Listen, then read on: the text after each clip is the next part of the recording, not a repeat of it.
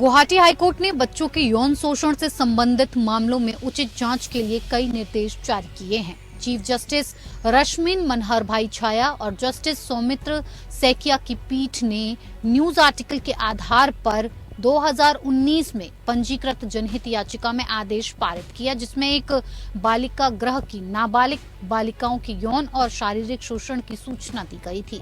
एक अंग्रेजी दैनिक ने रिपोर्ट किया था कि शिवसागर स्थित स्वप्नालय चिल्ड्रन होम की 3 लड़कियों का उक्त बाल गृह के अधीक्षक द्वारा यौन और शारीरिक शोषण किया गया था, और जिसके कारण पीड़ितों में से एक ने आत्महत्या का प्रयास किया था।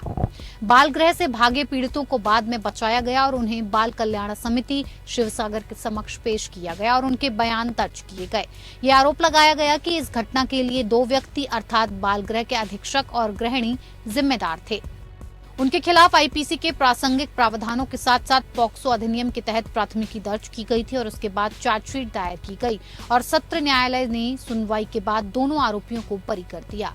कोर्ट ने बच्चों के यौन उत्पीड़न से संबंधित मामलों में उचित जांच के लिए राज्य सरकार को निम्नलिखित निर्देश पारित किए।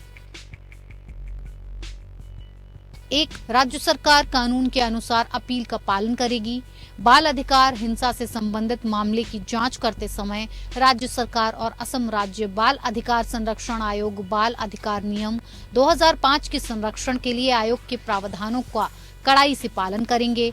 असम राज्य बाल अधिकार संरक्षण आयोग के माध्यम से राज्य सरकार सभी हितधारकों के लिए बाल अधिकार जांच प्रक्रिया पर तत्काल प्रशिक्षण आयोजित करेगी। बाल अधिकारों के संरक्षण के लिए असम राज्य आयोग केवल उस शक्ति का प्रयोग करेगा जो अधिनियम द्वारा प्रदान की जाती है और बाल अधिकार अधिनियम 2005 में सुरक्षा के लिए प्रदान किए गए सीमित अधिकार क्षेत्र के अनुसार कार्य करेगा और इसमें शामिल नहीं होगा या खुद को जांच में शामिल नहीं करेगा और न ही जांच की सामग्री इकट्ठा करेगा।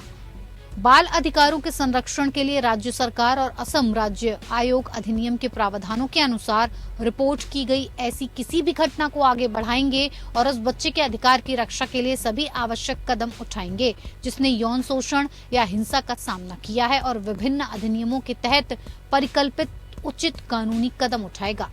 राज्य सरकार और असम राज्य बाल अधिकार संरक्षण आयोग ऐसी किसी भी घटना और की गई जांच और उस जांच के परिणाम सहित उठाए गए कदमों की रिपोर्ट हर 6 महीने में गुवाहाटी हाईकोर्ट की जुवेनाइल जस्टिस कमेटी को दाखिल करेंगे, यानी साल में 2 बार। इस तरह अपील की सुनवाई के लिए सक्षम कोर्ट के पास छोड़कर जनहित याचिका का निपटारा कर दिया गया।